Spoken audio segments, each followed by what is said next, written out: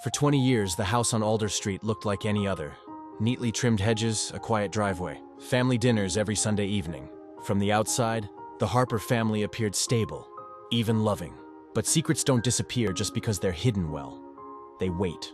The secret began the night Daniel Harper was born. It was supposed to be a moment of celebration. The second child, a healthy baby boy. Another reason for the family to feel complete, but in the hospital room, something went terribly wrong. Evelyn Harper stared at the baby in silence. Her husband, Robert, noticed it immediately. The hesitation, the fear in her eyes. "What's wrong?"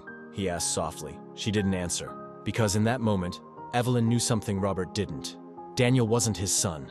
Years earlier, during a time when her marriage felt lonely and fragile, Evelyn had made a mistake. One night, one decision. One secret she believed would never surface. Now it was breathing in her arms, and she chose silence. As Daniel grew older, the difference became noticeable. Not obvious enough for outsiders to question, but enough for a child to feel. His older sister, Claire, was praised effortlessly.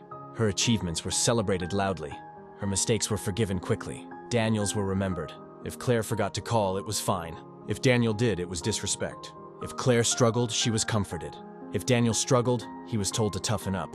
Robert didn't hate Daniel, but he never truly bonded with him either. There was a distance. Daniel noticed it by the time he was 10. Children always do. By his teenage years, Daniel stopped asking for approval. He learned early that no matter how hard he tried, something was missing. At family gatherings, he felt like a guest rather than a son. At dinner, conversations flowed around him, never fully including him.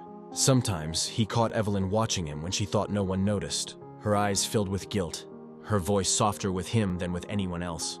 But she never explained why, and Daniel never asked. Because some questions feel dangerous even before you know the answer. Years passed. Daniel left for college, then work, then another city. Distance made things easier.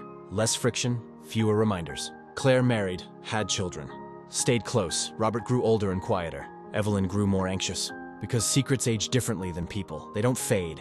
They rot. Every holiday meal, every family photo, every celebration deepened Evelyn's fear. One day the truth would surface. And when it did, it wouldn't just hurt, it would destroy. The truth finally came out in the most ordinary way. A medical test. Robert needed a blood transfusion. Doctors asked about family history, genetic compatibility.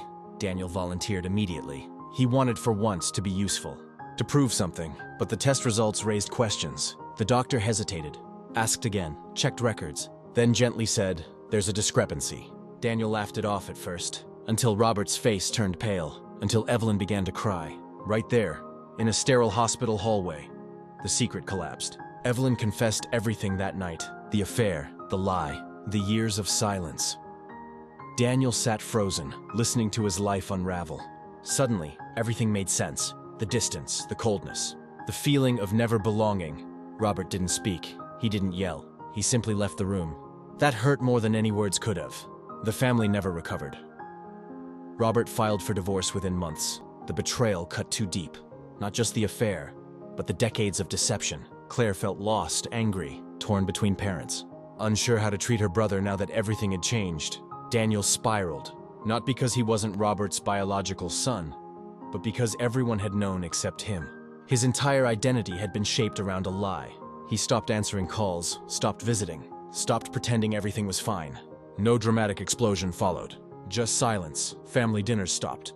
Holidays passed without calls. Birthdays went unacknowledged. The house on Alder Street was eventually sold. The family photographs packed away. 20 years of pretending had ended in complete emotional ruin. The secret didn't just hurt them when it came out, it redefined every memory they thought they had.